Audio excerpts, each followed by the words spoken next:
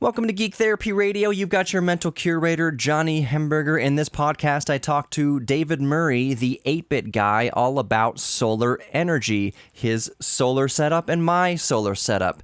But before I do that, I'll just let my longtime listeners know, yes, it's been a minute since I've uploaded a podcast. Shortly after recording this interview with David Murray, I was called by the museum to go last minute and document digging up dinosaur fossils in the Badlands of Wyoming. So if you're curious how that went, I recorded 7 or 8 podcasts every day in a row chronicling what it was like to dig for fossils in the Badlands of Wyoming. So in this podcast app, whatever your podcast app you're using to listen to the show, make sure you also subscribe to the HMNS Beyond Bones podcast. Just go to the search bar and type in HMNS Beyond Bones podcast, and that's where you can hear me doing the podcast about digging up fossils in Wyoming. You can also hear more podcasts there that I will be recording in the future as well. So anyways, without further ado, here's the interview between me and David Murray, the 8-bit guy, all about solar energy. Let's get into it.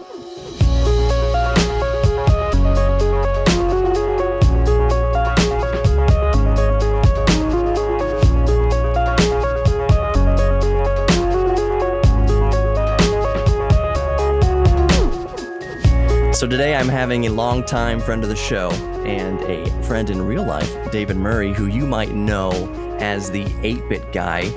David, thank you for coming on Geek Therapy Radio again. You're welcome.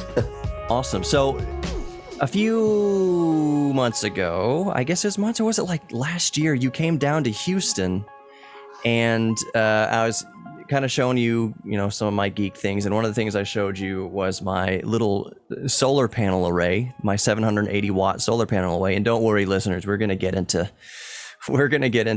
some numbers and components and wires and all that kind of stuff here in a few minutes. But I showed you my little basic array. Actually, that was over 2 years ago, I believe. Was it 2 freaking years ago? That I first saw that. Yeah. Oh my gosh. That's what having a kid does to you. And I know you know this, is that time just like flies by. 2 years seems like last. Yeah, to put that in perspective, I don't think you had a kid yet. I think your wife was still pregnant. Yeah. You met Jack and you met Sassy. Jack, by the way, is, well, I would give somebody $100 to take him away, because I know that 2 days later they would offer $200 for me to take him back. He's not a good kitty. But anyways, I showed you, we still love him.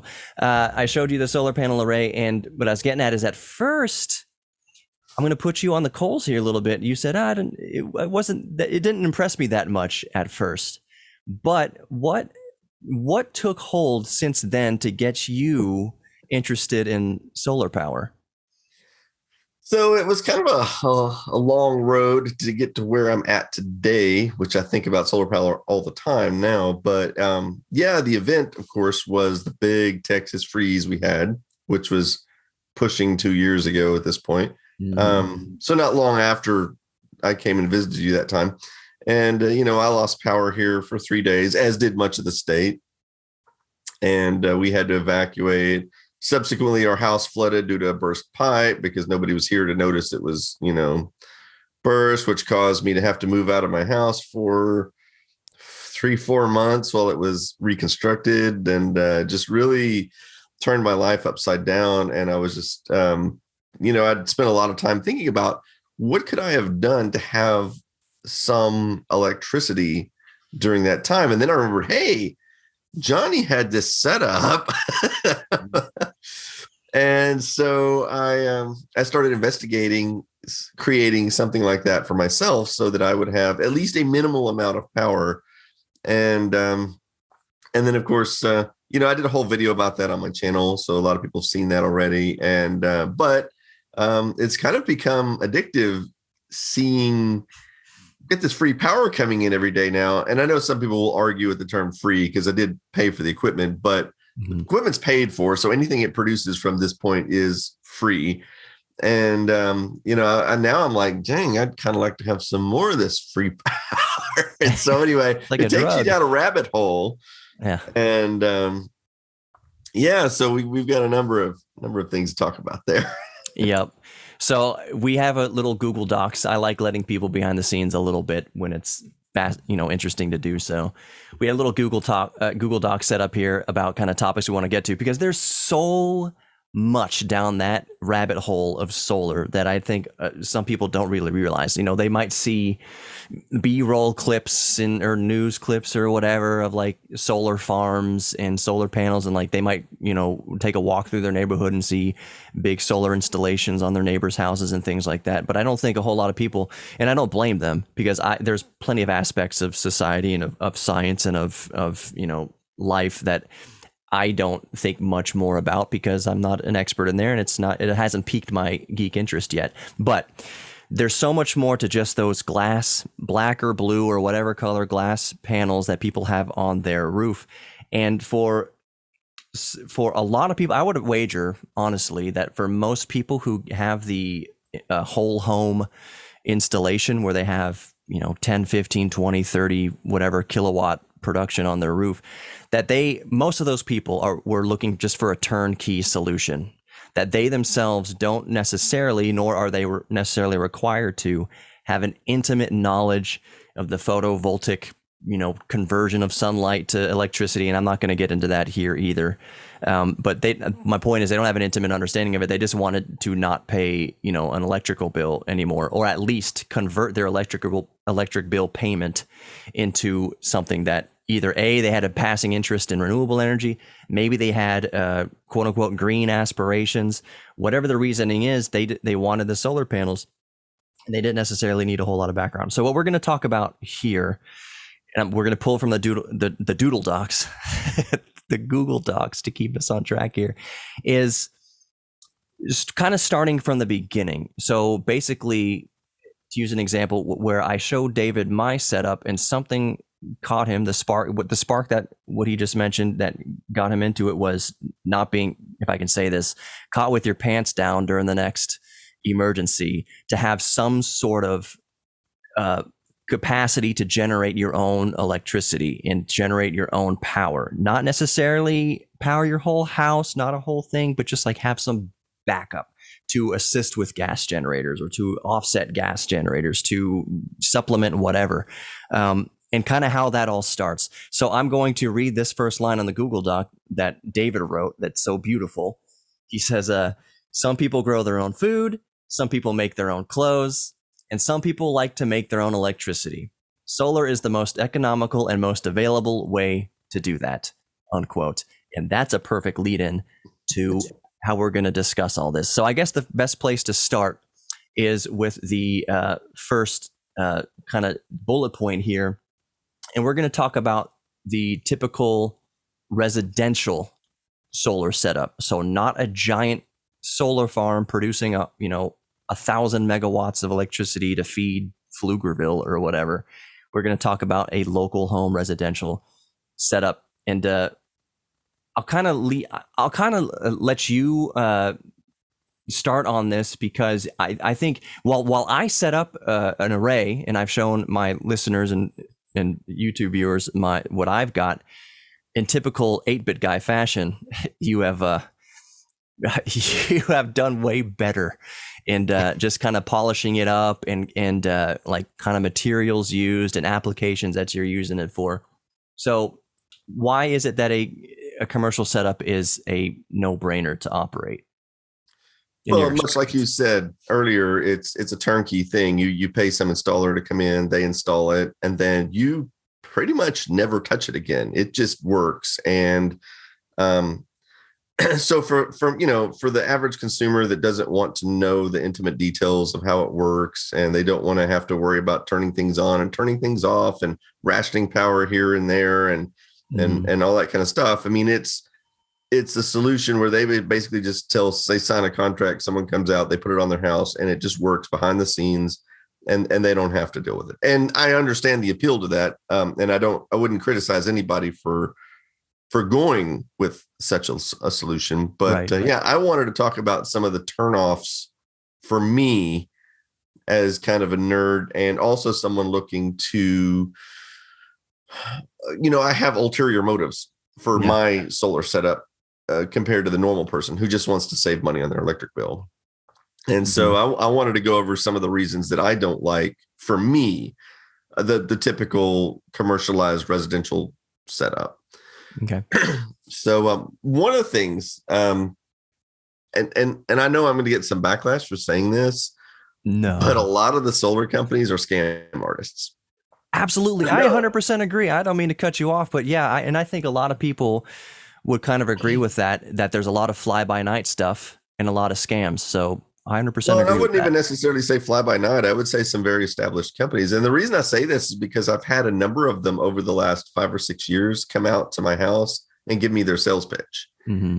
And, I've had a number of companies try to give me, hour-long sales pitches, whether it be, people trying to sell you, what do you call that? Those vacation properties, shares and stuff like that. And they get an hour-long sales pitch where they try to build up this, to try to make you think that it's a wise choice for your money. And then, of course, I've had people come out and try to sell me like this, lifetime paint on my house. It's not really paint. It's like some of the kind of texture that they put on your house that supposedly lasts the life of your house, but it costs like $40,000. I think that's what we were quoted to have it done. And I'm like, I can get a regular home paint job for like $3,000, and how many paint jobs can I afford for, the price of that they wanted? Anyway, point is they give you, an hour-long high pressure sales pitch.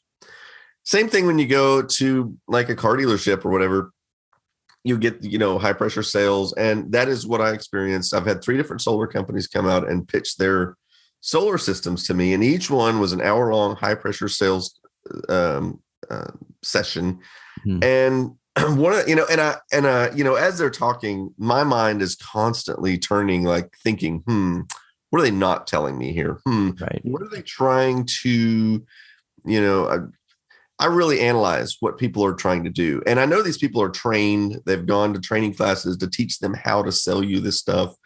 And one of the things they want to know your electric bill. They want to see what your electric payment is. And one of the things it reminds me of is when you go to a car dealer, if anybody knows how car dealers work, they always want to ask you, what would you like your payment to be?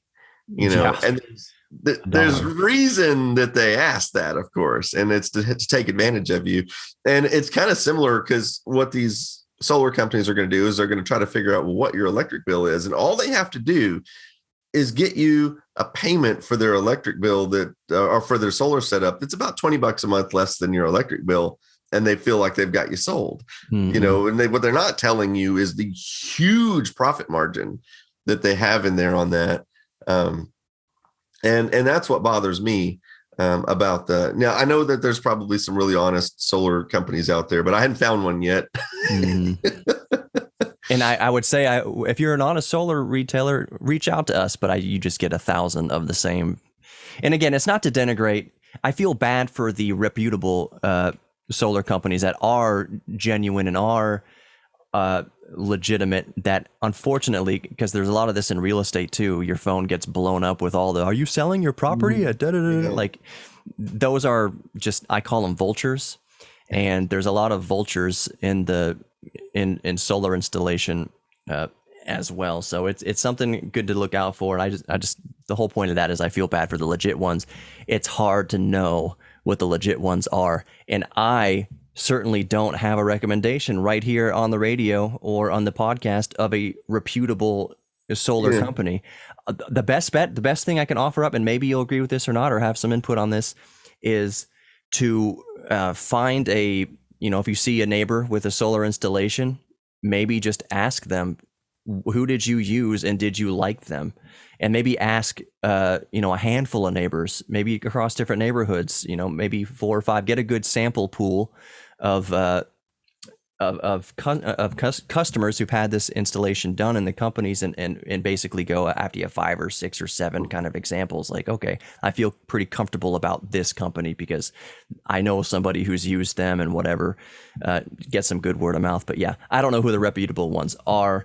And that's all. Do you want to talk about, do you want to finish that point? Yeah. Yeah. Well, I was just going to say, it doesn't really matter, even if they were reputable, because the other 2 points that I was going to make kind of nullify the whole thing for me. And again, this is for me and what my needs and my tastes are. Disclaimer. So, yeah. First of all, the thing that a lot of people were surprised about, and I was even surprised about this when I started researching solar systems, several years ago, is the vast majority of them do not work during a power outage. Mm-hmm. And they are required by law to shut off the inverters if the mains power is out. And there's various reasons for that we probably don't need. Some of it's pretty obvious, like you don't want to be pumping power back on the power lines while the guys are out there trying to work on the power lines and stuff like that. But one of the things that means is they do require that you have this big shut-off switch on the side of your house that, for some reason, if it doesn't automatically go off, the lineman can track it down and go out there. Just all they got to do is walk up to the side of your house, pull the big lever, and it shuts it off. Right. And you have to have a lot of permitting and some very expensive equipment to do this grid connection and stuff because of that sort of thing. Now, I know, and there's going to be some people, running to their keyboards or shouting, that there are systems that do work during a power outage, but, and I've seen some actually, but they're rare. I mean, I know like 10 people that have solar on their home and only one of theirs will work during a power outage. And even that guy, his house still shuts off, but he has 4 plugs on his inverter that he can walk up to with extension cords and plug things into them and power like your refrigerator or window unit air conditioner or something like that to have some power when the power is out. But he doesn't have any batteries. So as soon as the sun goes down, it still doesn't work. Right. So being that my whole motivation for setting up my system was backup power, the traditional solar system is rather useless for that. Right. So the other thing that I wanted to mention is like the way these systems work is let's just use some round numbers. Let's say your house uses 100 kilowatt hours during the day or during a 24-hour period. It's just a nice round number. Well, obviously, your solar system can only produce power when the sun's out. So what these solar companies will do is they'll come out and they'll say, well, okay, we need to generate at least 100 or more kilowatt hours during the day while the sun is out, even if you don't need that much. And we're going to pump the excess into the grid. That way you get credit for it so that at night you can pull power back from the grid and you don't have to pay for it. That way your electricity is free. So basically they have way more panels on your house than you really need to power your house. Right. So let's say that on average, your house pulls 4 kilowatts. Then, sorry, you may want to cut that out. It's all right. So let's say on average, your house pulls 4 kilowatts. They're going to want to put 10 kilowatts of panels on your house so that they can be feeding back into the grid, a lot of power during the day. Right. So now, if you think about that, what if every house was like that? If every single house had a grid-tied solar system like this, what problem you would have? You would have this huge glut of power during the day, and there would be no power during the evening, because the only reason this works is because only some people have solar and most people don't. Yeah, because you're still reliant on the regular grid.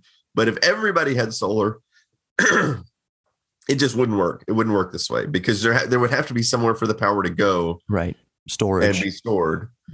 Okay. So anyway, those are the reasons that I don't like traditional solar setups.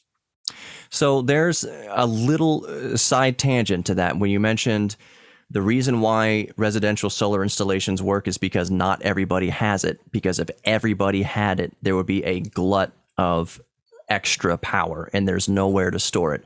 So my little side tangent is I am also, and this is through my fascination that budded, over a decade ago with solar technology.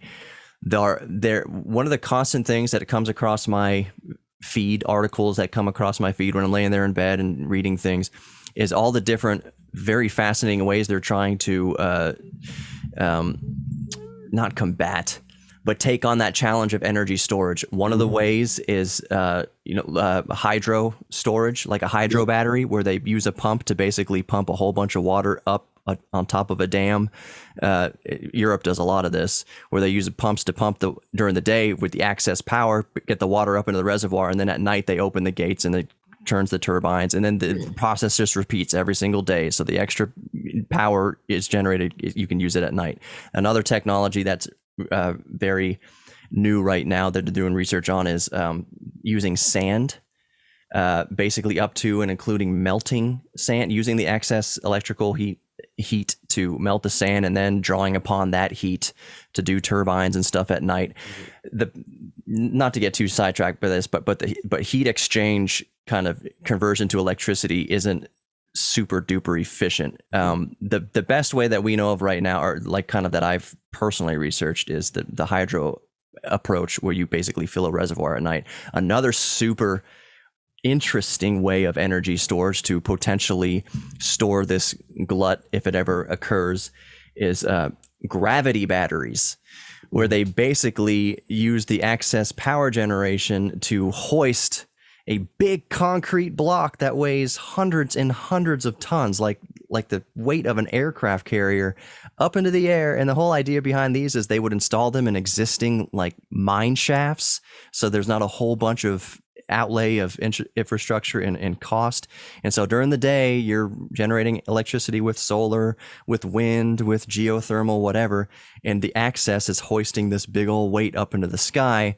And then at night, when you're not generating any more solar electricity, at least, they change direction. They let the gravity pull the thing back down, and through a bunch of gear reduction and things like that, it generates so many megawatts. So there are active technologies there's also flywheels. Yeah.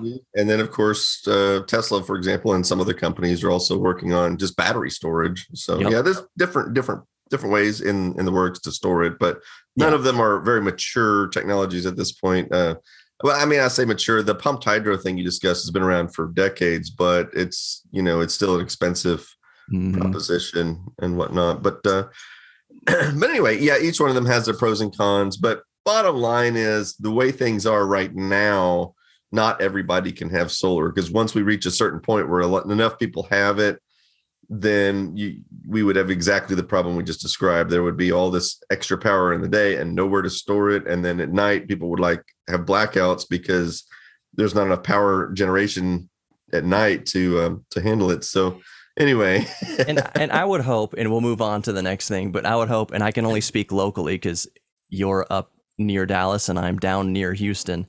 We are both in Texas, that as this technology advances and progresses and is implemented, that at least in Texas, the management and oversight of that infrastructure build is handled better.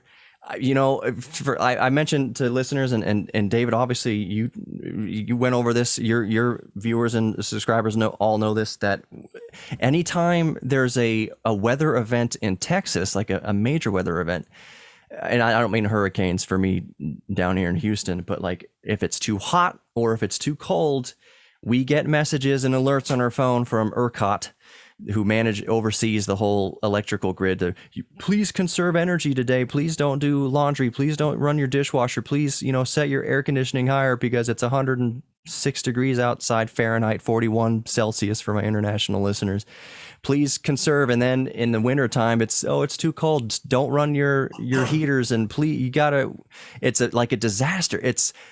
I hope I'm not offending anyone saying this. It sounds like third world type stuff, especially when you're talking about a state that is supposedly the energy capital of the entire world. It's an embarrassment that we can't basically have all our stuff running full blast, no matter the temperature outside. That's for a lot of political reasons and stuff that I won't get into.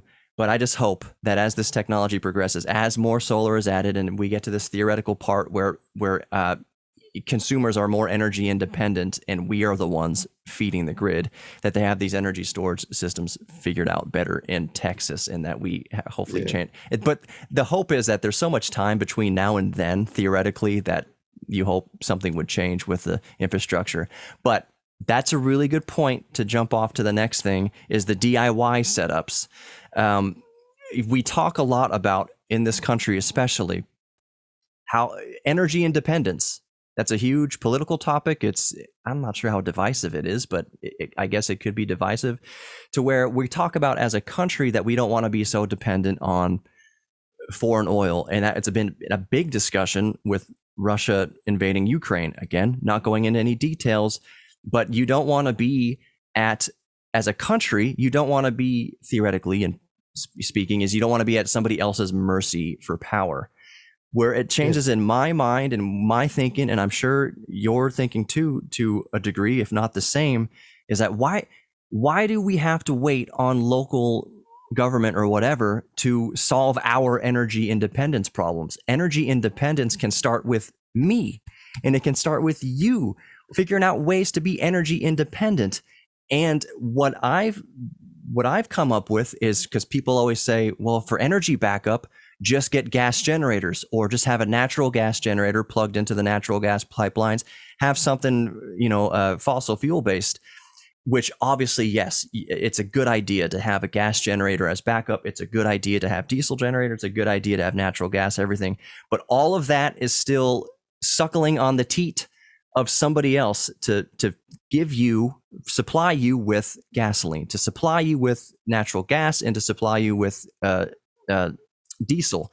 In the case of natural gas, since a lot of Texas energy infrastructure is based on burning natural gas and the supply of natural gas, that natural gas generator is not any good if all the pipelines are frozen and they can't get the fuel to your generator. So I would like to point out, sorry to interrupt, but I'd like to point out that during our big 3-day freeze that we had nearly 2 years ago, that gasoline was difficult to find.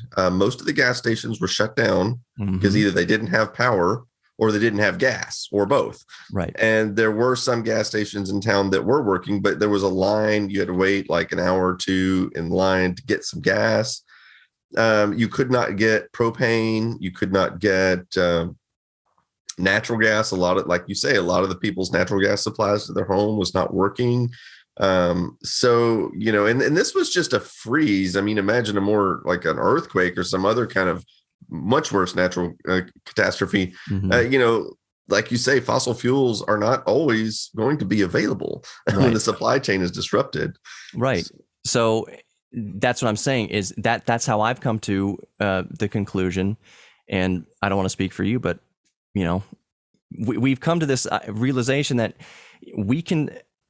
Solar energy and renewable isn't a political talking point. If we're talking about energy independence, then it's a lot easier to produce electrons ourselves than it is to refine petroleum. So that is why and I don't mean to speak for you, but that we come to this conclusion that, yes, in addition to having gas and all that kind of traditional stuff, I want a means of being able to produce my own power. And solar is arguably one of the best ways to do that on an individual level. You could supplement it with wind also for at nighttime. You can supplement it with, I was going to say geothermal, but that's not really the case. I don't think you can get a permit to dig 2 miles down into the crust. But yeah, energy independence, and one of the easiest ways to have energy independence is with solar. And if you're like a geek like me and David are, you might have at least a plug-in hybrid, if not an EV, and being able to produce your own electricity can provide life-saving miles. You're not going to be on a typical DIY setup. Maybe you're not going to be charging at 7.7 kilowatts all the time, but you can trickle charge a little bit, and sometimes 2 or 3 miles a day can be the difference between life and death. And you could theoretically you could take your mobile rig in the car with you and go out somewhere with a tent and kind of wait out the zombie apocalypse while generating your own electricity. So I was being extreme there. Let's talk about, kind of on that vein of individual energy independence, how people can start to set up their own, and kind of like wattages and panel types, and we'll get into the components and kind of theory of it all now. So let's talk about your setup first, I guess. Yeah. So I know that your setup is made from a number of individual components. Like you've got a charge controller made by some manufacturer, and you've got, panels by a different manufacturer, and you've got a battery from a different manufacturer, and an inverter from a different manufacturer, and all this. And you can build your own setup, but I never found that particularly appealing. myself for various reasons. And I was attracted to these all-in-one setups that are coming out now. These all-in-one setups emerged like, I don't know, like 10 years ago or something, with like the little Jackeries and Bluetti and whatnot, when they were just little systems for camping and stuff like that. But they've grown. They've grown. Every year they come out with more and more powerful systems. And so that's what I got a year and a half ago, was a Bluetti. And it's basically an all-in-one unit with a handle on it you can carry. And it's got the batteries in it. It's got the charge controller and the inverter all built into one unit. And a nice little colorful graphical LCD screen telling you all the information about where the power is coming from and going and whatnot. And then it came with some portable panels that you can just, stick out wherever. They're kind of good for camping or whatever. And I played around with those a bit.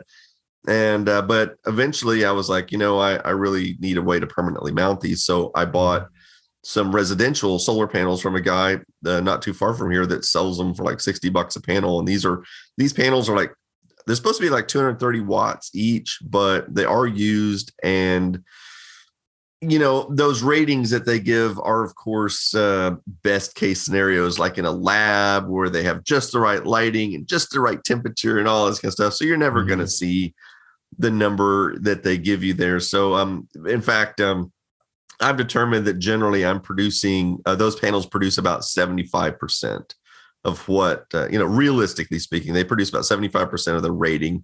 Right. So, I have, for example, it's close to 1,000 watts of rated power with the 4 panels I get or have. But realistically, when the sun's out full blast, I get 720 watts. That's what I get. And, anyway, so actually, I'm in the process of upgrading, which we'll talk about that later. But this is the system I've been using for a year and a half, and and it's 720 watts doesn't seem like a lot of power to some people, because it really just depends on what it is that you're trying to power. And this is where I want to talk a little bit about how the average person has no idea how much power different appliances take. And I want to give a few little fun anecdotes to that. Sure. When I used to work at my last job doing IT work, a lot of times I'd get a call in the morning, somebody say, "Oh, my computer's not working." And so I'd go to their cubicle and, I'd say, "Oh yeah, the battery backup is, we have the little APC battery backups under the desk." And I'm going to make a long story short. What tended to happen is the two things would happen. One thing is the janitors would come in at night and they would plug their vacuum cleaners into the UPS because they were just looking for a power outlet. And of course it would trip them because the vacuum cleaner pulls 12 amps, 13 amps, something like that. And those little battery backups are not designed to be able to handle that much. And so it would trip the little breaker and it would shut their computer off, and they'd come in the next day and that would be the problem. The other problem though, and this is probably more common, is we had probably 50 people in the office who kept little space heaters under their desk. And they would plug them in to the UPS because they're just looking for a power outlet, right? And they just plug it in, and it would cause the UPS to trip. And when I would tell them, "You can't plug this in to the UPS," I cannot tell you how many times I heard them say, "But it's just a little space heater. It doesn't use much power." And they don't realize that space heater uses more power than everything in their entire cubicle combined. Because they don't understand, watts, amps, resistive heat loads, things like that. And likewise, I got when I released the video for my solar setup, there was a guy, there was 2 or 3 people that commented in the comments that it's a pathetic amount of power. You can't even run a hairdryer with it. And the thing about it is, a hairdryer is probably one of the most power hungry devices you can plug into any outlet in your home. I mean, it pulls the maximum amount of power that the outlet is even rated to carry without melting the outlet, So that they were wrong on 2 counts. Sorry about that. That's fine. So they're wrong on 2 counts. First of all, the hairdryer is not a power, what's the word Low I'm looking- draw. Right. Right. It is not a minuscule amount of power to power a hairdryer. The second thing they don't 1600 understand, watts. Yeah. the second thing they didn't understand is I can run a hairdryer. I could totally plug a hairdryer into my solar system and run it. The catch is I couldn't run it indefinitely because you have the battery there to buffer. And how long does someone use a hairdryer? Right. Exactly. They're only going to use it a few minutes. So if you only wanted to use it for 5 minutes, it's no problem. You could totally use it. Same with a microwave oven. Yep. It pulls way more power than my panels can generate, but you're only going to run it for 2 or 3 minutes, right? So it's going to pull from the battery, and then the battery is going to charge back up, with excess solar when you're done. So you can run these heavy loads for short bursts of time. Right. The normal usage time. So you're running 1,000-watt microwave for, a minute here and there to heat up a hot pocket is totally fine because, a couple minutes after the microwave stops, if you're in full sunlight, the battery's at 100% again. So this idea that you can't run large loads, you can run very large loads. I've got my 780-watt panels right now, heat of summer in Texas, 106 degrees Fahrenheit outside, which heat is a huge degradation to the efficiency of solar panels. I think I generate maximum around 600 watts out of the 780. That's just on average because I don't go, aiming at the sun every day, but I generate around 3 kilowatts a day where I'm sitting between the shadows of the houses. Anyways, I have a little analogy I've been using lately, which I think helps some people. And imagine you have a cup that you're drinking from with a straw. And imagine there's another straw that goes into the cup that's just trickling in a little bit of fluid or water, whatever you're drinking, a little bit at a time. But you're not sitting there drinking the straw the whole time. You go over there every minute or two and you take a sip and the water level goes down, but then it starts rising again because you've got this constant small trickle of water going back in there. Exactly. So anyway, that's how your battery works. You're taking that steady solar energy and you're buffering it. Right. Yeah. So we can talk about some component. Well, I'll talk about my components just briefly. It's a solar panel, 780 watt theoretical top output. I have got up to 700, like in springtime, and I'm angled just right, and it's 72 degrees outside. It's basically lab conditions. I can approach the rated output, but I have those going into my charge controller. Just for geeky technicals, it's a 60 amp charge controller, which means I can charge up to 60 amps and I think like 1250 watts maximum. So I'm not even approaching the max in 100 volts. So I'm not even approaching the maximum capacity of my charge controller. That is going to charge a lithium iron phosphate battery, a 200 amp hour lithium iron phosphate battery with a nominal voltage of 12.8 volts. Connected to that battery is my inverter, which is it's a pure sine wave inverter. We can talk about that in a minute and why pure sine wave versus rectified is important. But it's a 2000 watt pure sine wave inverter with a peak 4000 watt. And peak wattage is what we'll talk about also in a minute. And that goes out to, feed all my 120 volt access. I'm recording right now. Everything I'm doing right now is running off of my solar setup. It's going out the inverter to my computer here, to my giant 4K 55-inch monitor that's blasting my face with the light of 1,000 suns, powering the camera here, powering my high-end boutique, mic preamp and everything like that. I'm running off solar right now, and it's kind of overcast right now, so I'm kind of taken out of the battery. But anyways, that's all the basic setups, the basic elements of my solar system and every solar system. David's is more all-in-one because he has the Bluetti that has the inverter and charge controller and like inputs for the solar all built into it, which is a wonderful, wonderful way to go.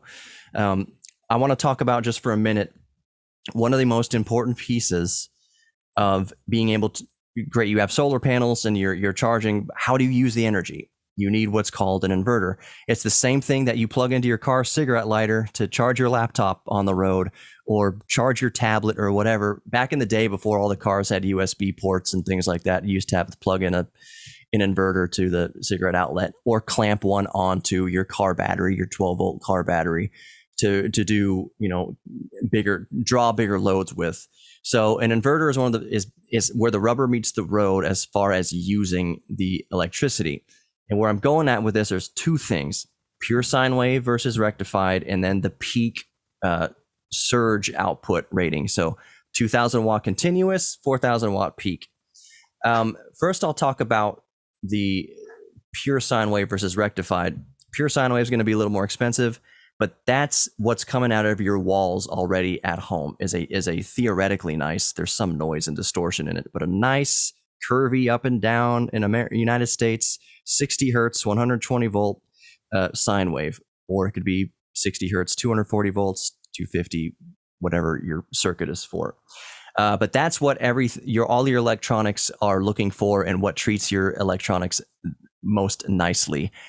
It doesn't matter so much for charging a phone, but it does matter for inductive loads like motors, AC motors and things like that. So your window air conditioners, your refrigerators, and different things like that have this huge surge load when you first start it up.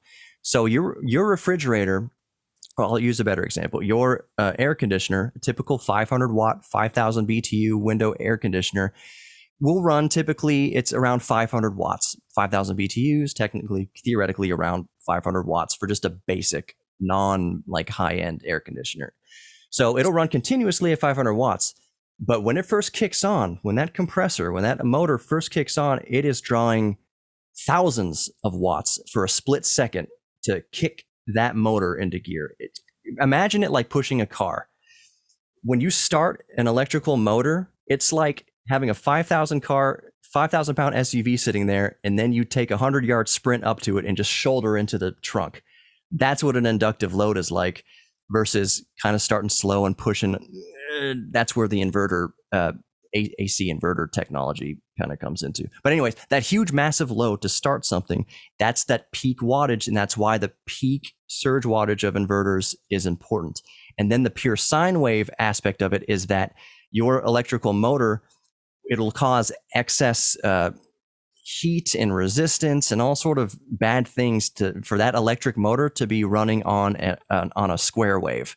You'll hear it. You'll hear the AC compressor, or you'll hear your refrigerator, or you'll hear an electric fan going as it's running on a rectified wave inverter using square waves. It's not good. So splurge for the pure sine wave, and make sure that the peak wattage output is within the envelope of what your load is. So a refrigerator may be running at 90 watts, 100 watts, something. I put a kilowatt on there to see, but it's not really that much to run a refrigerator. One, it's running, it's like a light bulb. But kicking on the compressor in the refrigerator, and all the little fans and things, that's a huge surge load for a very split second. So that's the inverter kind of covered. What I want to talk about now is, and David kind of covered that, you can have, let's say, a 500 watt. I'm looking back at the notes here. You can have like a 500 watt solar array. And then if someone says you can't run a hairdryer, yes, you can. It's going to be recuperating at 500 watts. So you can pull 1,600 watts while you do your hair, and then the water pours back into the cup when you're not using it, because it's off 99.9% of the time. So that's kind of what I want to talk about, is what you can do with wattage and kind of let's talk about like a typical DIY setup a little bit more, and kind of different things to consider. Talk about your solar installation a little bit from your panel wiring and things. I think it's important to talk about cost, right? Yeah. My system is what I would call an entry level. And again, I mentioned earlier, it produces about 720 watts of solar. Mm-hmm. And the actual machine, the Bluetti unit, has a surge power of, I think, like 3,000 or 4,000 watts that it could do very, very briefly for a split second. So you can run just about anything on it for a limited amount of time. Right. But it only has 2 kilowatt hours of battery. And what that means is, what you're really looking at is, okay, when the power goes down, how long is that going to keep you running until the next day when the sun comes back out? And so you have to kind of do the math, and you have to say, well, okay, the sun's going to be down for 12 hours. And if you divide it out, I'd have to pull the calculator out, but I think it's like 200 or 300 watts per or watt hours. Sorry. Yeah. 200 or 300 watt hours per or watts per hour, whatever, how you want to look at that. Right. But basically you would need to keep your usage down to about 200 or 300 watts budget throughout the night and budget your power in order to be able to make it to the next day, which that's actually one of the reasons I'm actually about to add some storage to mine, some bigger batteries, because I am concerned that in a massive power outage that I might not do too well. Now, I did an experiment where I've got the little window unit air conditioner, which, to be fair, I have a super, super efficient window unit air conditioner. It's the most efficient one, at least at the time, that you could get. And so it will run off 200 watts on low power. So I actually did a test where I did run that all night on 200 watts. The only thing that test didn't take into account, though, is like, what if the power were actually out and all the rest of the house was 100 degrees? How well could I keep that one room? How well could I keep the one room cooled at night with only 200 watts? And I don't know.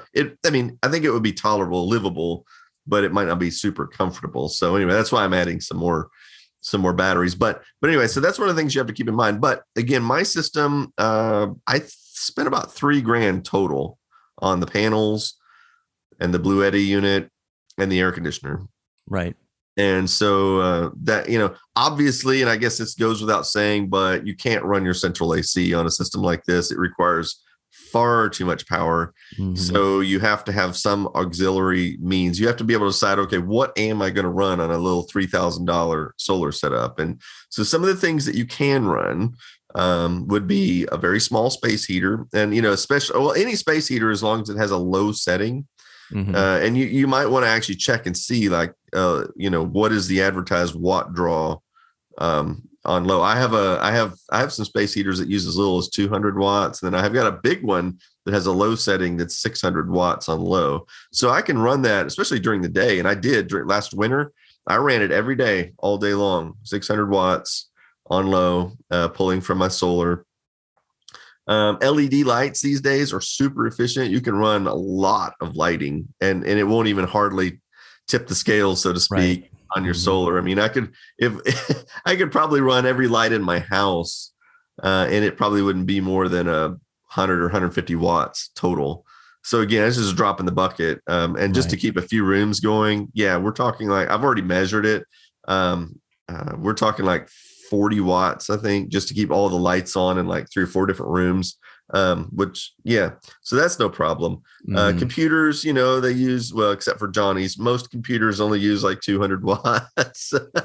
I'm using my laptop right now. I'm not using my big old beast mode RTX 3090 rig, but you're right. Yep. So there's a lot of stuff that you can run. You can keep your cell phones charged, and so there's a lot of things you can run. You can keep a refrigerator going. Like I said, you can temporarily use some high power things like microwaves and blow dryers, but you wouldn't be able to keep them running constantly.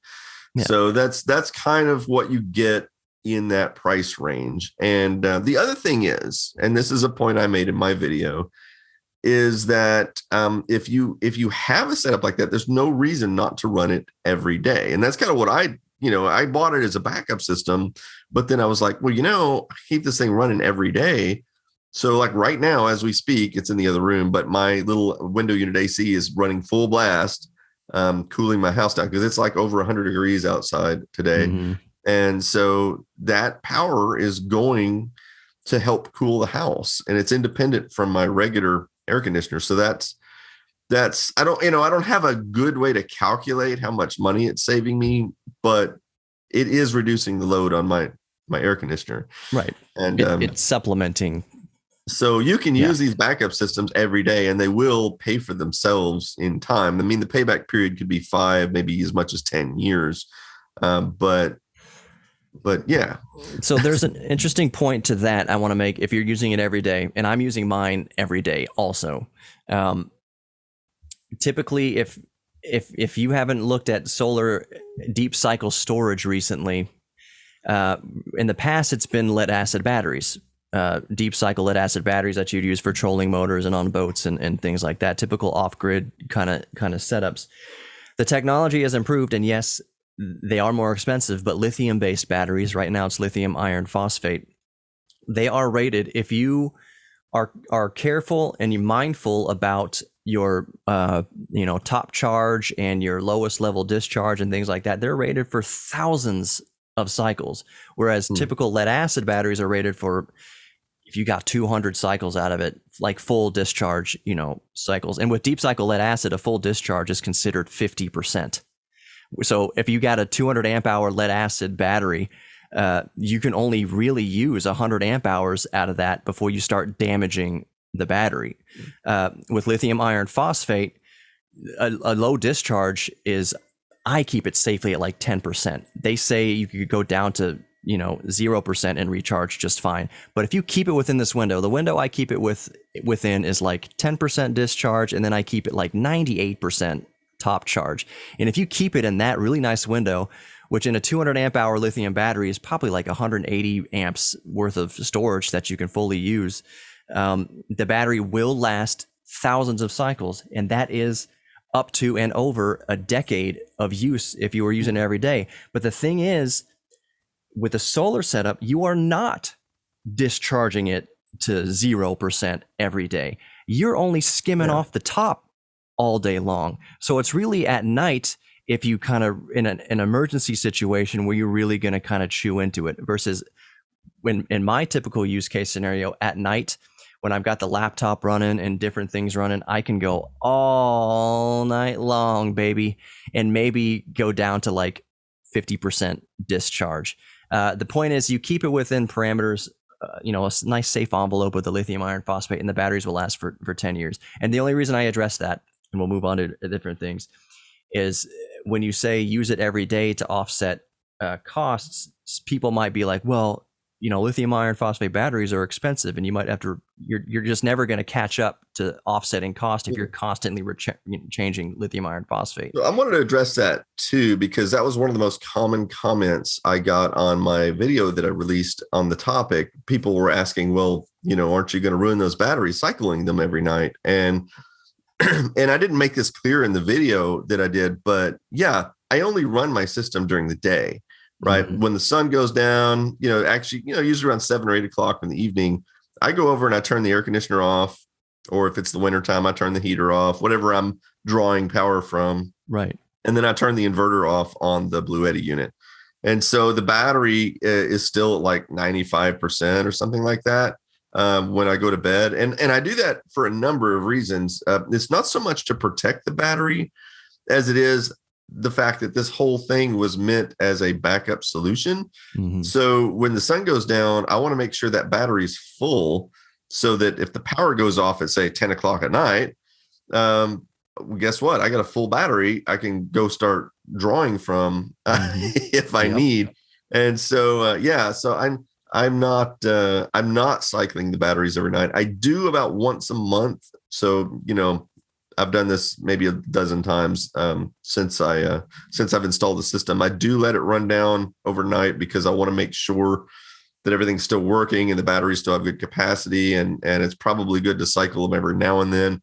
So I do a full night test every now and then, but I don't want to do it on a regular basis because I want that for emergency. That's so, but yeah, during the day, there's no reason to have those solar panels just sitting there not doing anything. Right. So you might as well put them to work.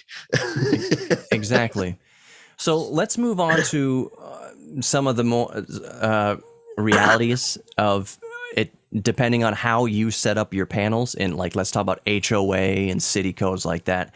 I can only speak for myself in terms of HOA, at least.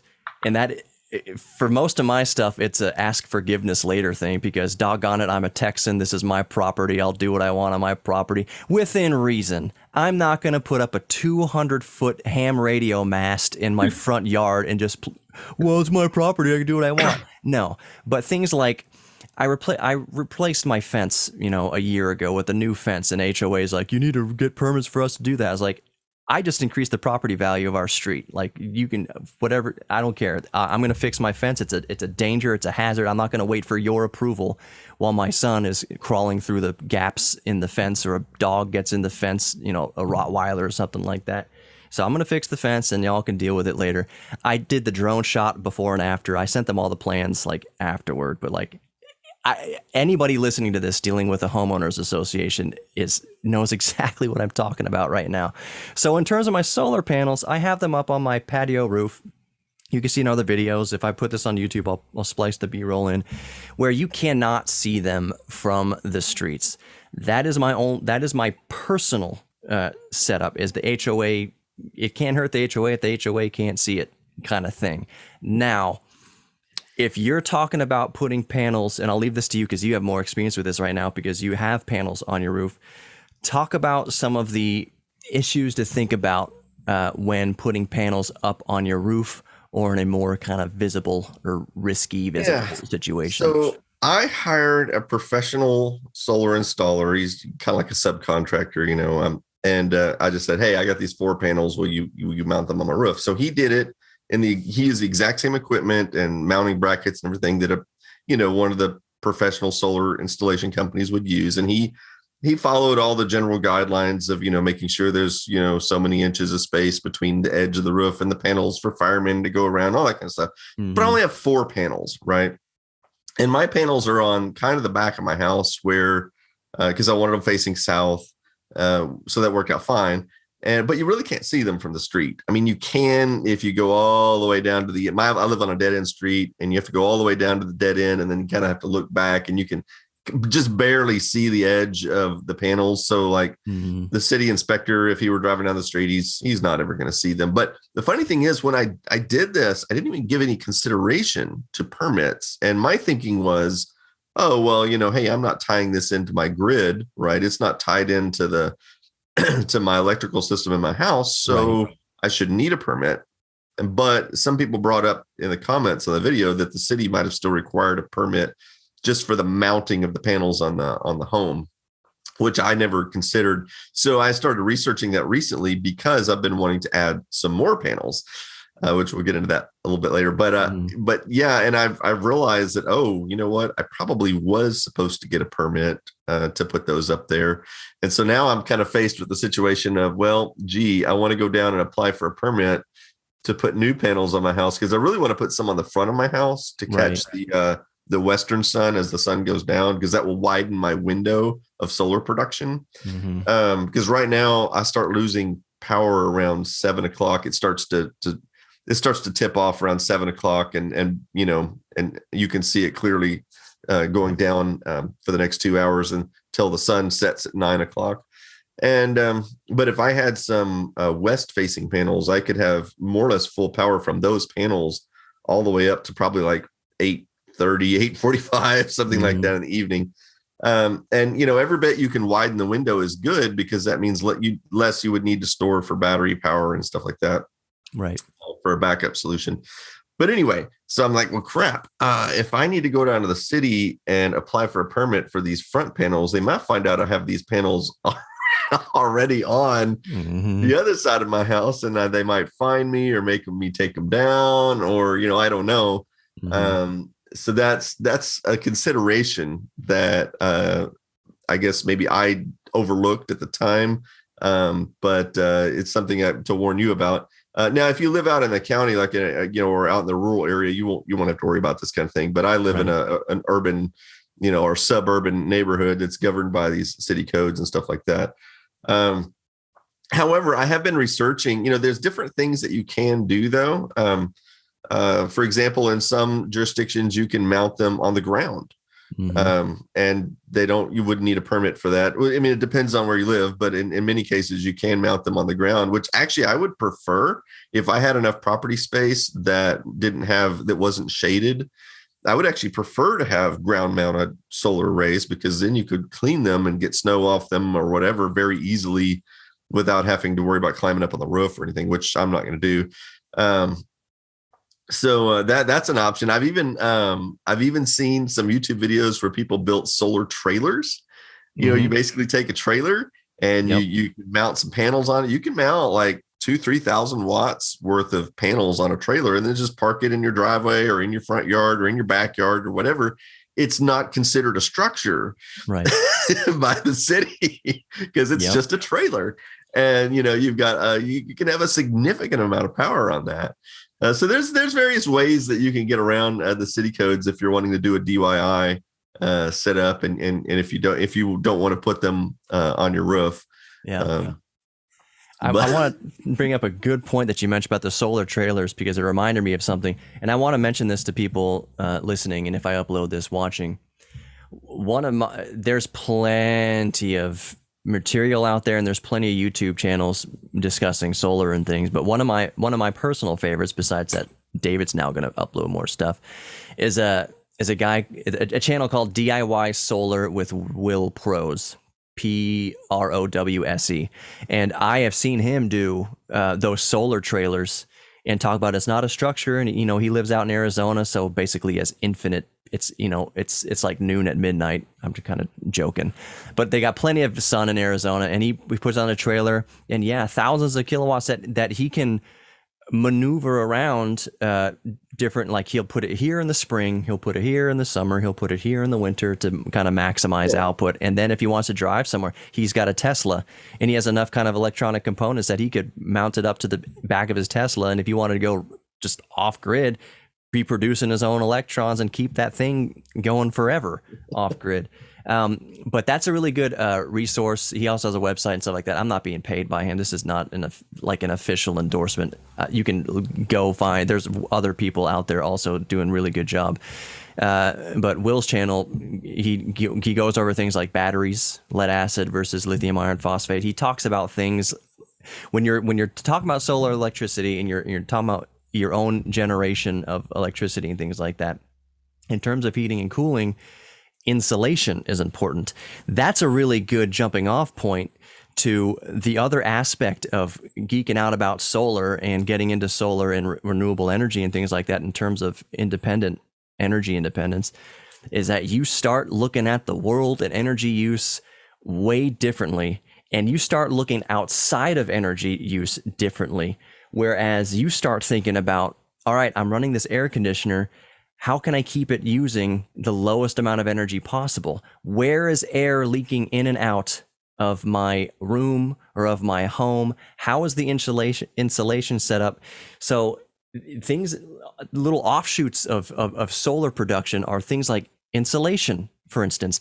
If you are if there's watts just fluttering out into the atmosphere, wasted through little gaps in doors and gaps around windows, or you're like in my house, my walls are insulated with hopes and dreams, like not anything real. It's stupid how hot the upstairs gets, especially. You start thinking about those outside things about how to be more efficient.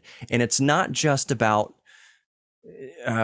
saving money or having, your system be most efficient. It turns into, you mentioned way at the beginning of this podcast, it's addicting.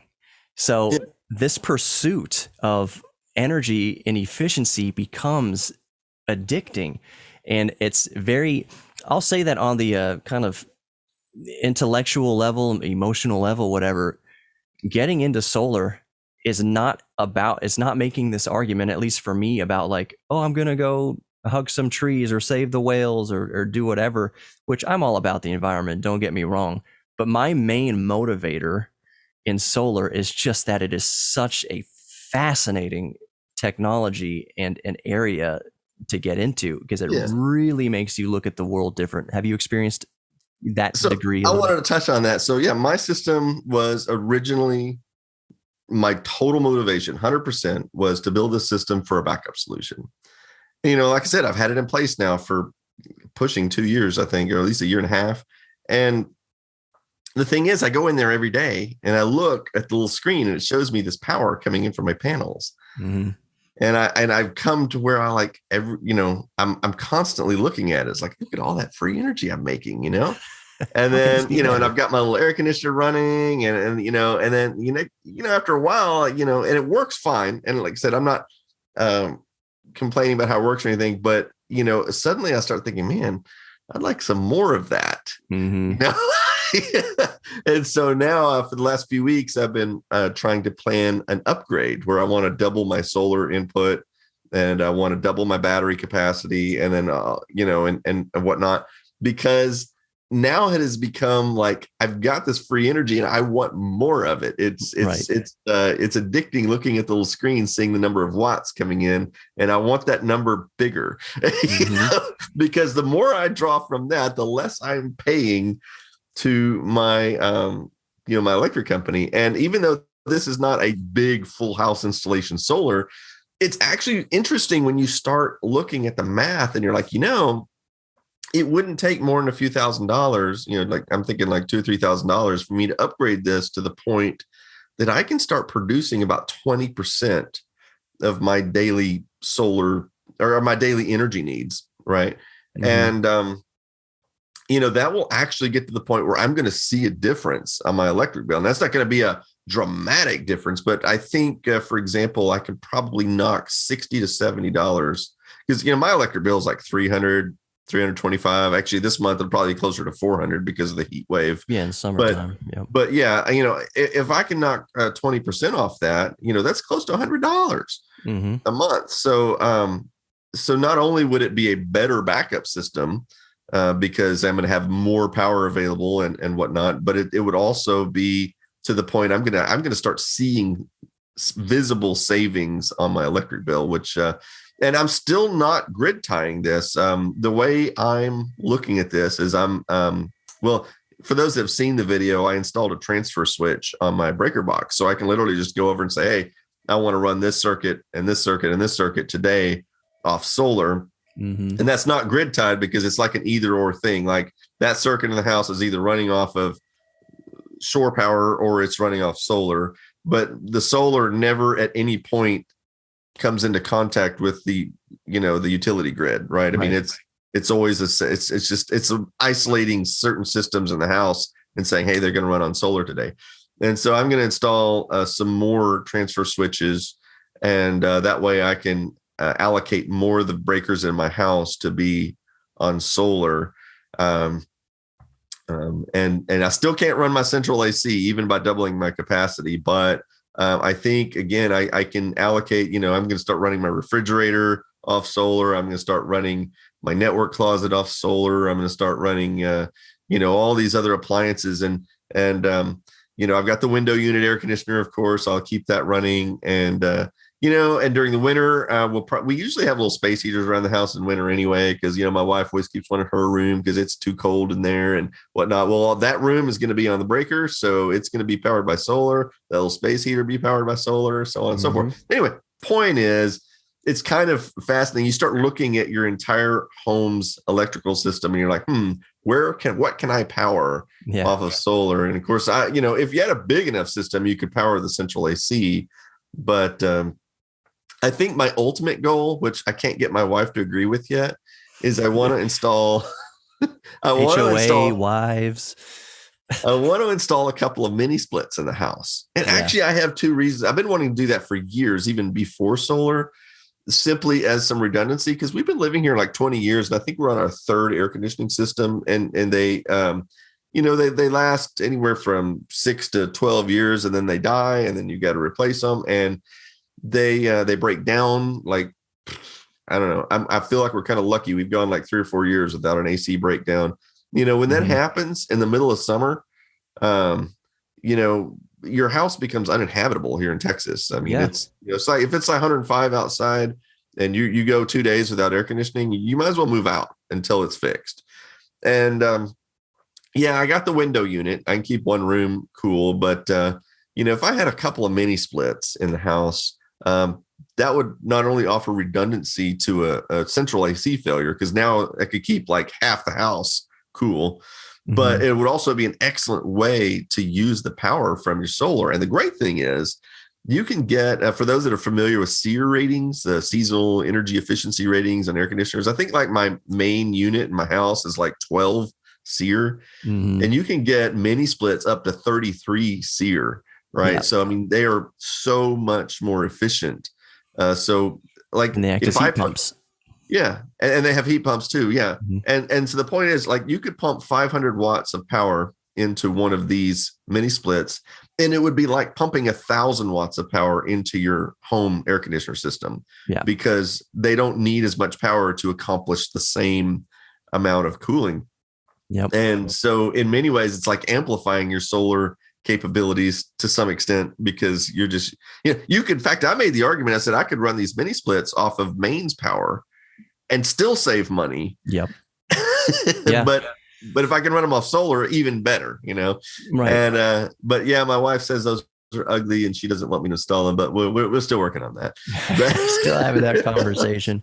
But I just want to point out real quick that mini splits, while they are becoming more popular in the United States, I want to reiterate for a lot of our international listeners to this. It seems like I love my audience. It seems like I have so many international people reaching out. Kenzo, shout out to Kenzo. He reaches out from the Netherlands. I've Peter in Japan, Anderson down in South America. Like Asaf in Israel. Like they're all over the place. But I want to kind of reiterate, because we're in Texas, and I think it's fascinating for a lot of listeners, and you have viewers all over the world too that live in kind of northern Europe or even the northern United States, that maybe, and they live there their whole lives, and they don't, just as much as we don't understand their climate because we haven't experienced it full time. There's a lot of misunderstanding about Texas climate too. People don't think it snows down here. It snows sometimes down here. I remember you had a comment on your thing. Well, what about snow on your panels? Like, well, it'll be there for a few hours before it melts away. It's not really a huge deal, but it does snow. And just to the point, what am I got? Mini splits and air conditioning and things like that. It's not, when David and I say that not having air conditioning quickly becomes life threatening, that is true. And there is legalese written into contracts, and when you rent places, like rent apartments and things like that, that while air conditioning 90% of the time is a luxury or unnecessary in places like Northern Europe or up in Massachusetts or Maine or something like that, down here, like a power outage, if you were in Maine in the summertime, you're in Portland, Maine, and the power goes out, like you're going to need some blankets at night in August. Like it can get kind of chilly in the 60s or so, sometimes in the 50s up in northern parts of the United States. Down here, if our power goes out, that means we don't have air conditioning, and that's when people die. People die all the time, not in like waves of thousands, but when people don't have access to air conditioning here, it's life threatening. Happens all the time in northern cities that have heat waves, and like Chicago, I remember recently went over 100 degrees, and you hear a dozen deaths of infirm and elderly and things like that. But in Texas, that's all the time. That's every summer. That it's air conditioning is not some luxury. It's like a CPAP machine. It's like life support. It's something that people need, especially if you're weaker immune system or you're compromised in some way. It is absolutely critical. The same thing as heat in the wintertime. In colder climates, you need it. So any sort of way we can do things, any sort of way we can make a backup plan to keep those life support systems going in a power outage is a great thing. David is coming at his solar array setup from, it's important to note this, backup first. So when you talk about cost and investment and people say, oh, it's not free money, stuff like that. Well, it all depends how you think about it. And if you're going for backup first, then it's no different than investing in other things like natural gas generators and things like that. Yeah. It's just like a cherry on top. It's just a nice little if it's backup first, it's a nice little bonus that you can actually use it to recoup the initial investment. That's the real point I wanted to make, is that we need to have AC here, and we're setting up our solar systems, me too, as backup first, as keeping us alive first, and having electricity first, not depending on the infrastructure second, not depending on gas second. We have gas. I've got a way of generating electricity from gas, but all the benefits, the cost benefits of recouping energy and using it to like offset electric cost, that's just that's just bonus. But that's not the entire reason why at least we started these systems. So, oh gosh, we've been talking a long time, David. This is not even a drop in the bucket compared to our phone conversations. We'd be like, hey, you free? Yeah. I've discovered this new thing about solar energy. There's one little area I want to talk about as we wrap up here, because we've covered a lot of ground here. But I want to cover just a little bit of technical things, because what I don't want is somebody to listen to our conversation and then dive in headfirst to this and be rigging up, 1,000-watt solar setup with like 24 gauge speaker wire. You're going to be in for a bad time. And this goes part and parcel to, it makes you think about things differently, up into including like gauges of wire and things like that. And it depends on the voltages and different places of the system. Make sure you do your homework. Knowing Ohm's laws is critical. I call it I per epper ear. The way that watts relate to volts and amps and watts, and how it all relates. It's a very simple equation. You're going to be using those all the time. And then reference, okay, I'm sending, for instance, as a theoretical, I'm sending 500 watts to the inverter, or to the charge controller, 500 watts at, let's say, 14 volts, at full tilt. You do the math on that for the amps. Okay, for the length of wire now that I need, what gauge do I need to safely run that many amps at that many watts at this many volts to a charge controller, and vice versa?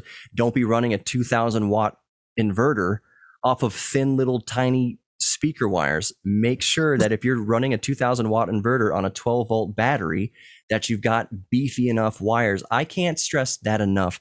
In like a safety shut, if you're doing it super DIY like I'm doing, having a kill switch like at the battery ready to go to kill the whole system all at once, battery and panels, have kill switches, and have an inline fuse. Have some safety measures. Do your research on gauges of wire depending on all the electrical parameters, and then the length of the cable run. One thing that can mitigate a lot of this is to go with an all-in-one system like I did, because it's all integrated. The only thing you have to worry about with that setup is the wires from the whatever system you get to your panels. And the good news about that is, especially if you're doing a small run of panels like I'm doing, they have those MC4 connectors on the solar panels, and you can go on Amazon and just buy MC4 extension cords, and they're usually pretty beefy because they're meant for massive solar panels. And if you've got a small setup like mine, like with like 4 panels or something like that, it's going to be more than enough, and you're not going to have to worry about that kind of thing. So that does mitigate some of that a lot, doing that. But yeah, I mean, you're also going to need to figure out, you can only plug so much into these things. I mean, of course, the great thing is like they're gonna shut off if you plug too much into them, and they can't handle the amps. They're gonna shut off and give you an error message. But the all-in-ones, the all-in-ones, and that's what I'm saying is, if you go DIY route like me, you got to be extra careful about your safety, systems in place versus an all-in-one Bluetti, where if it's rated for 700 watts from solar and you're pumping in like 750, it'll warn you and it'll disengage that circuit automatically.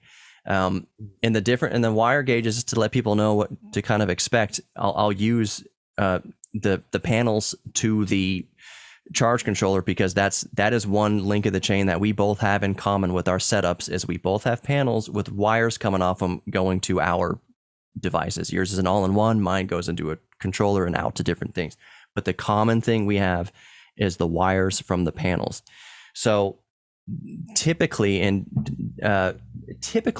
what happens is you can get it. It all depends on the Ohm's laws and the ratings, but typically you can it's smaller gauge of wire, thinner gauge of wire is required for higher voltages. It depends on amps a lot, and the resistance, going on there. But that's my point, is I've got 780 watts outside. I'm doing a regular, pretty short cable run. So I generally lean towards, if at all possible, going a little thicker, a little heavier gauge wire if possible. And what David said is most of all the stuff is MC4. That's the type of connection now. And you'll see when you go to Amazon and you're looking at like, well, is it copper plated over tin or is it full copper kind of deal, whatever you're researching, you'll see the power ratings. And typically, like my cables say, it can be used in up to 1,000 volt systems. So just pay attention to the kind of the ratings of the wire. Don't try to I'm doing all this as a disclaimer to save my bacon, because I don't want someone going out and buying a 200 watt panel and then hooking it up with thin little speaker wire and then basically turning it into a light bulb filament and burning their house down or causing some sort of damage. You're dealing with electricity here. And I can't stress that enough. You not only are dealing with electricity, you're dealing with, deep cycle batteries that if you were to complete a circuit in the wrong way, you're getting thousands of amps theoretically that could go through your body and kill you. Like that, this is, you're talking about high voltages here. Typically you're talking about high capacity batteries. So just be really careful with what you're dealing with. And even with all-in-one systems, I'll probably get an all-in-one at some point, in the next few years. But if you're hooking up the solar panels, just be cognizant, that's a big word, of how you are hooking things up and the cables that you are running in between the devices. Just do your research, be careful with it. Don't blow yourselves up or electrocute yourselves. Do you know this off the top of your head, David, before we start wrapping up?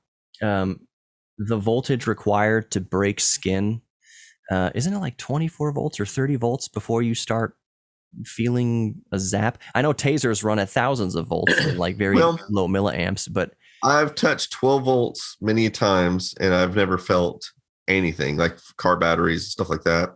But I have felt a little buzz from 24 volts before. Yeah. So I think that's probably roughly the threshold where you start feeling it.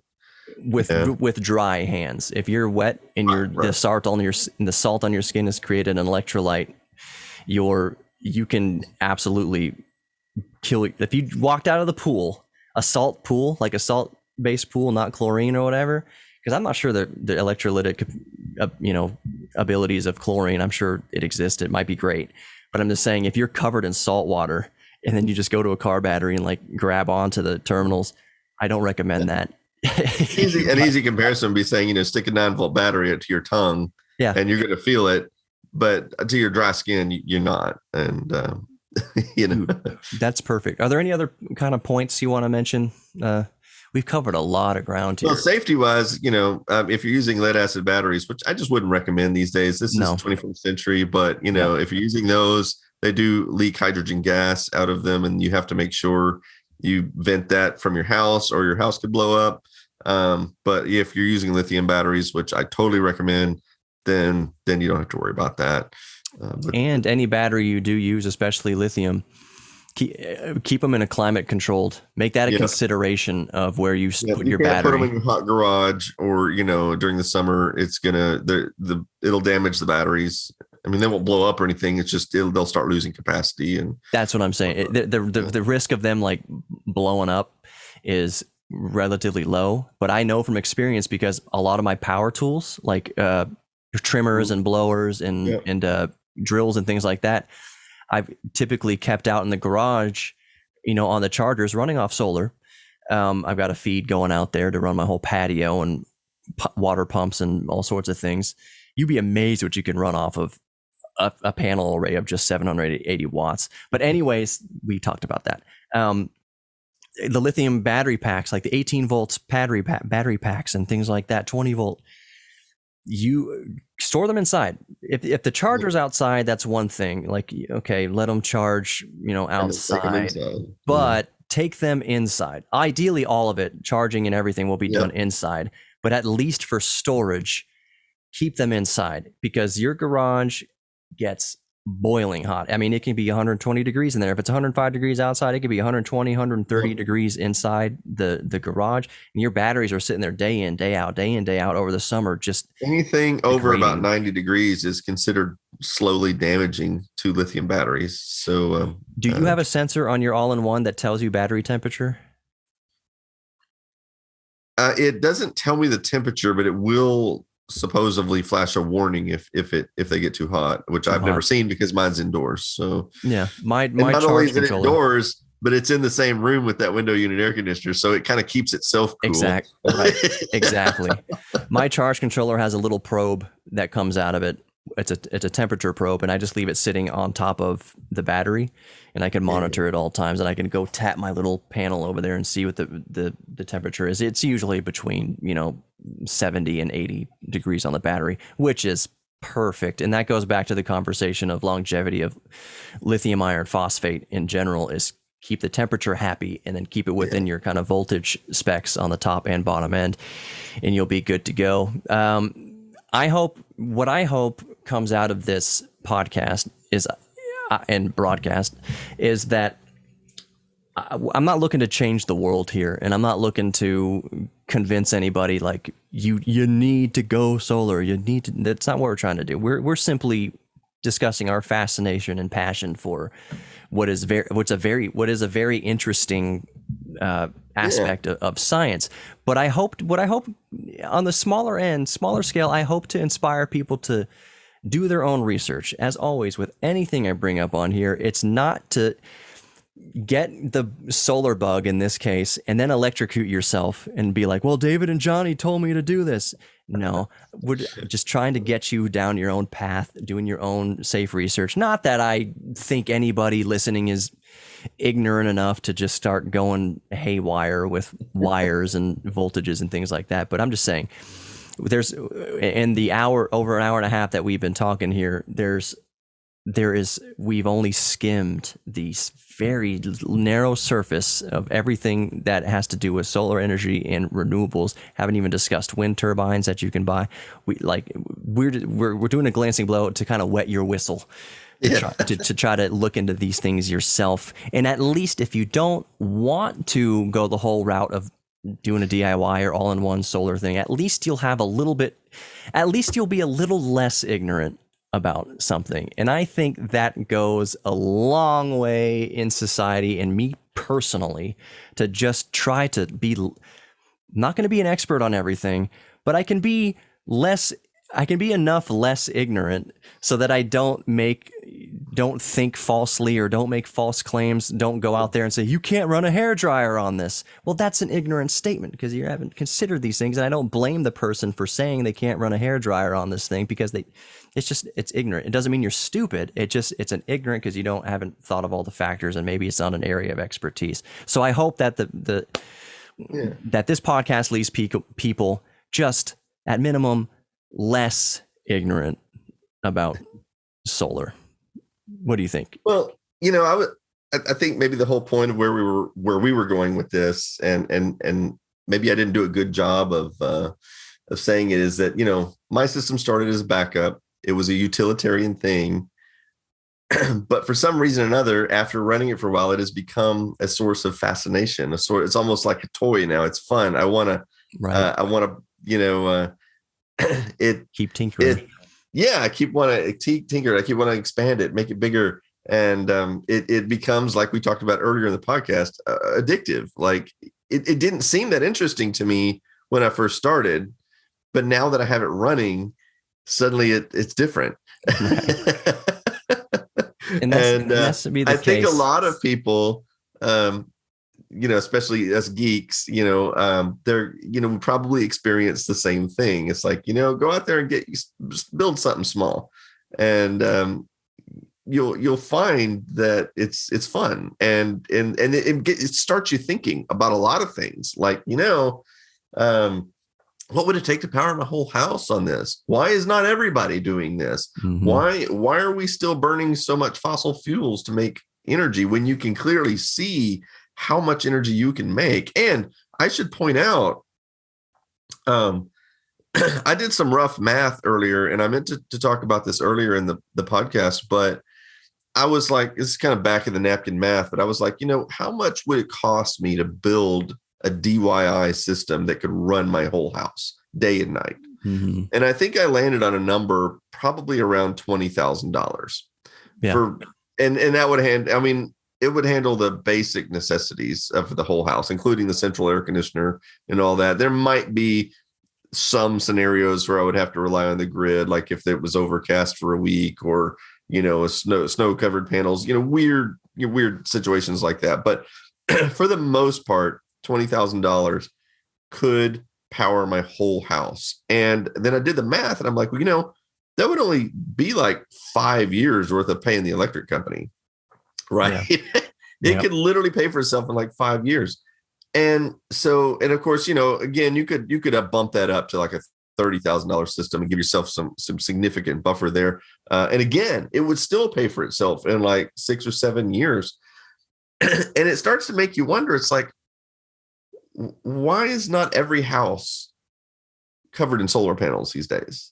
Because, if you look, like I've spent, like if you look at the amount of money I've spent paying the electric company over the last 20 years I've lived in this house, if I had set this up when I first moved in, I would be like probably $60,000-$70,000 ahead today.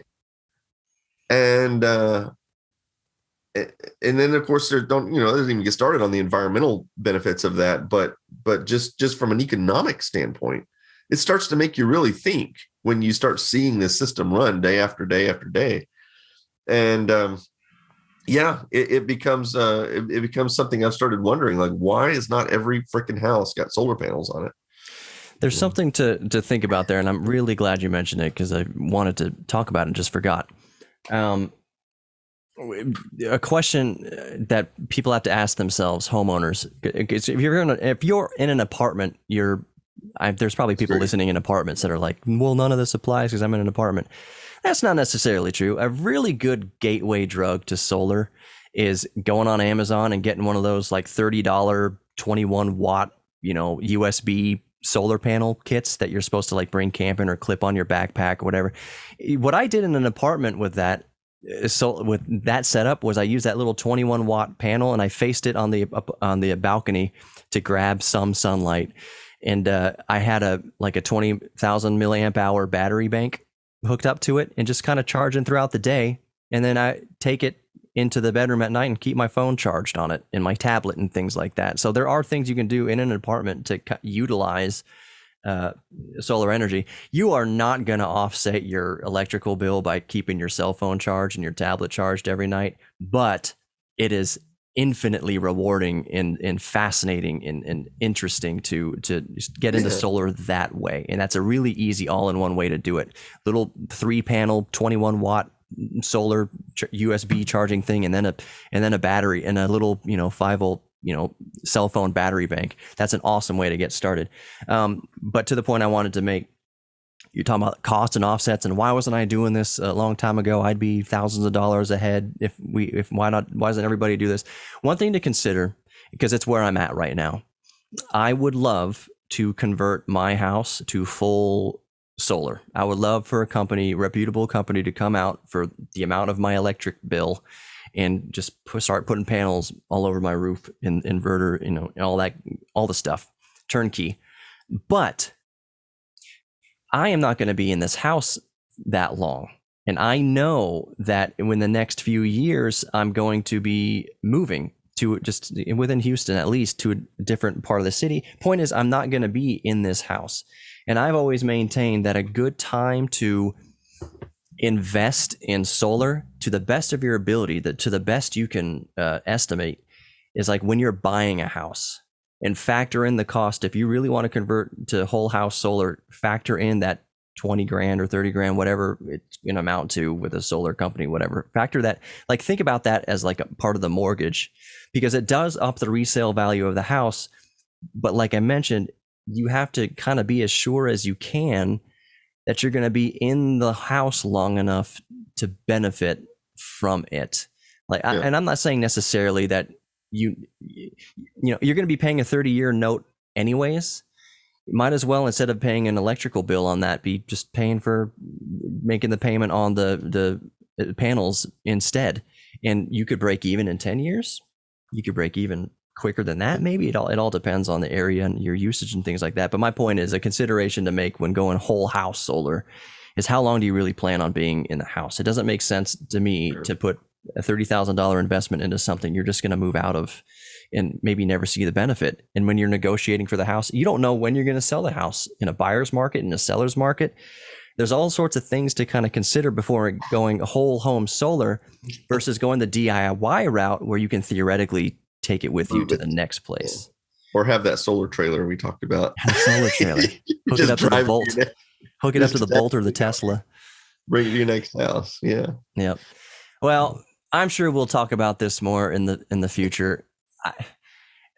There's just so much to it, and we need to cut it off at some point. We covered a lot of ground. I will remind everybody that they can email me if they want, Johnny@geektherapyradio.com, or just go to geektherapyradio.com and got the contact form. It's not a mailing list or anything like that. It just dings my inbox.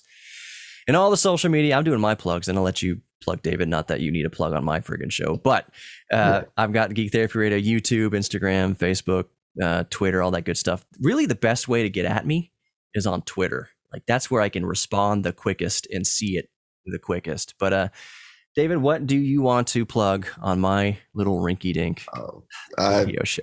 I don't have any need to plug anything. I'm known as the 8-Bit Guy on YouTube. You can find me that way. Yep. So. I have a feeling that everybody listening to the podcast knows. But if you're listening to the broadcast on KPRC 950 AM here in Houston, a lot of you probably know who 8-Bit Guy is, but some of you don't. So really, really go check out the 8-Bit Guy on YouTube. He has a website also. It's not just solar. I want to catch people in their cars and tell them that, who are just a casual listener. It's not just solar.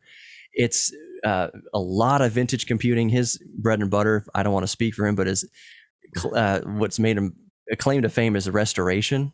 It's kind of an ASMR type thing where you watch him like retro bright keyboards and take a computer from 1982 and make it look and operate like it's brand new. And there's a lot of fun along the way. He programs games. Let's plug Petsky Robots and all the Planet X's that you can get. He makes games, and he's ported Petsky Robots right over to, or is it Planet X3 over to Sega? To Sega Genesis and about 19 other systems. Yeah. So it's he's into all sorts of different, I'll call it geekery. So we're just talking about solar today, but we may talk about, astronomy in another episode. I need to talk about electric cars. Electric cars.